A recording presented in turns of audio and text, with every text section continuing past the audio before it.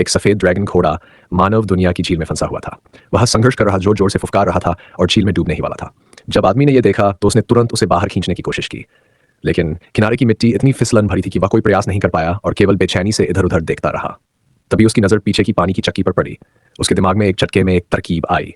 उसने तुरंत रस्सी का एक सिरा पानी की चक्की से बांध दिया। फिर उसने पानी की चक्की को घुमाना शुरू किया।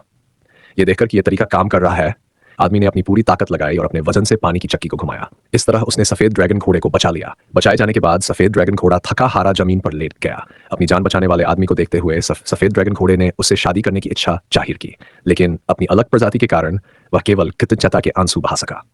आदमी इस अचानक हुए भावुक दृश्य पर चुपचाप खड़ा था। सफेद ड्रैगन घोड़ा वास्तव में एक पवित्र प्राणी था जो आस पड़ोस में रहता था। उन्हें राक्षस माना जाता था क्योंकि वे रात में खेतों को रौंदते थे। जॉनी, जो खेतों की रखवाली करता था, उसे चोट नहीं पहुंचा सका, इसलिए उसने सफेद ड्रैगन घोड़े की रस्सियों को खोल दिया और उसे जाने का संकेत दिया। स्वतंत्रता पाने के बाद सफेद ड्रैगन घोड़ा पूरी तरह से चमक उठा और आदमी का फिर से धन्यवाद किया। फिर वह पलटा और दूर भाग गया। रात के आकाश में एक सफेद चमक के साथ गायब हो गया और जॉनी को यह सोचने पर मजबूर कर गया कि वह अपने पिता को क्या जवाब देगा। लेकिन जॉनी को यह एहसास नहीं था कि उसने एक दिव्य प्राणी को आजाद कर दिया है और उसका भाग्य हमेशा के लिए बदलने वाला है।